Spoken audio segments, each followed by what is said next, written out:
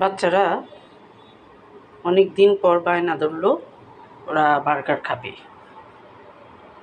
তো প্রায় বছর খানিকের উপর হয়ে গেছে, বানানো হয় না। তো আজকে ঠিক করলাম ওদের বার্গার বানিয়ে দিই, হোমমেড বার্গার। তো এখানে আমি যে চিকেনের প্যাটিগুলো আমি ঠিক করে নিছি। আর এখানে আছে শসা, মিয়োনিজ, আর এখানে আমি এই কাঁচামরিচ আর ধনেপাতা একটু থেতো করে নিছি। আমাদের দেশি একটা ফ্লেভার আসবে, বার্গারে মিয়োনিজের সাথে মিক্স করে দিব। আর এখানে আছে বাটার, আমি যে বনগুলো একটু বাটার দিয়ে হালকা করে ছেঁকে নিব।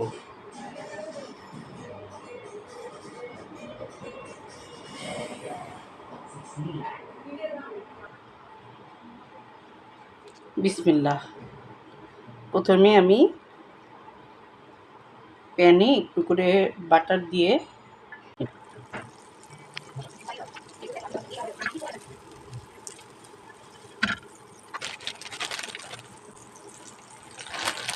বনগুলো আমি অর্ধেক করে দিয়েছি।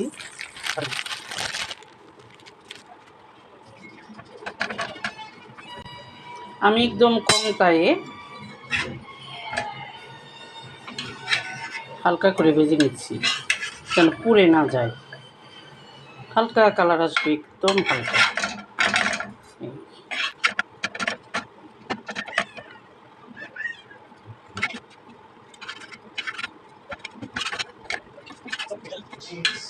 আমি এভাবে করে আগে সবগুলো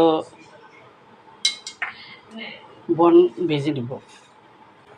এই যে এখানে আমি সবগুলো বান ভেজে ঠিক করে নিলাম। এখন দিয়ে দেব তেল।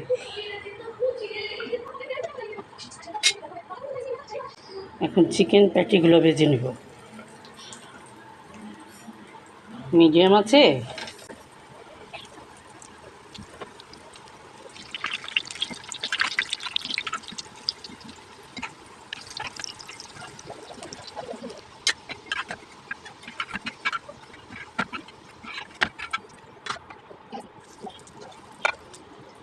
এখানে আমি এই যে প্যাটিগুলো ভেজে নিলাম।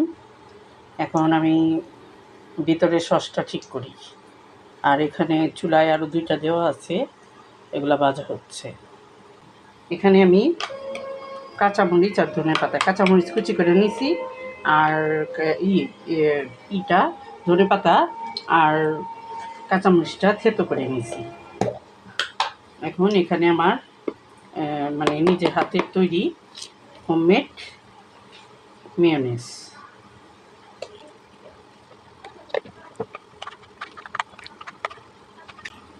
আমার কাছে সরিষা নাই, এটাতে একটু সরিষা বাটা দিলেও না, কি কাসুন্দি, ঘরে যদি কাসুন্দি থাকে একটু সামান্য একটু দিলেও এটাও ভালো লাগে।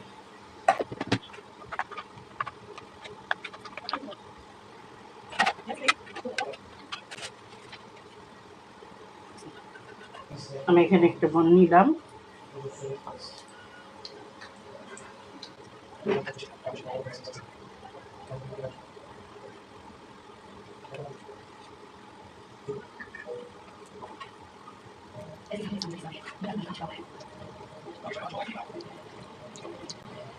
সস দিয়ে দিলাম শসা, তারপর দিয়ে দিব এই যে প্যাটি, গরম গরম প্যাটি।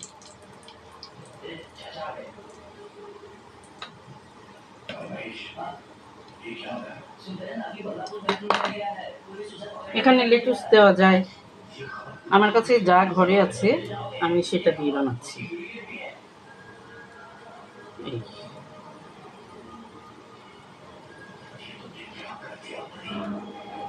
টিস্যুটা ছোট হয়ে গেছে। আচ্ছা দেখি, এখানে আমি 3টা টিস্যু নিচ্ছি, ছোট তো টিস্যু হইতেছে না। তো এই যে এইভাবে একটা দিলাম, এভাবে একটা দিয়ে আরেকটা উপরে দিয়ে দিলাম।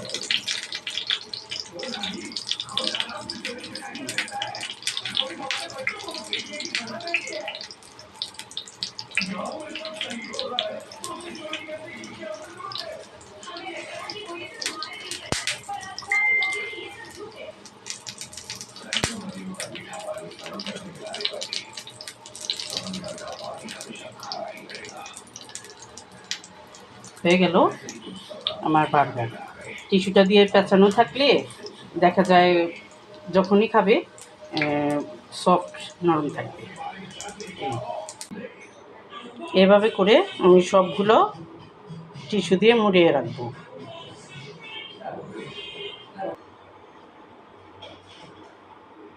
হয়ে গেল হোমমেড বার্গার, তৈরি করে ফেললাম। বাচ্চারা যখন খায় মন চায় খাবে।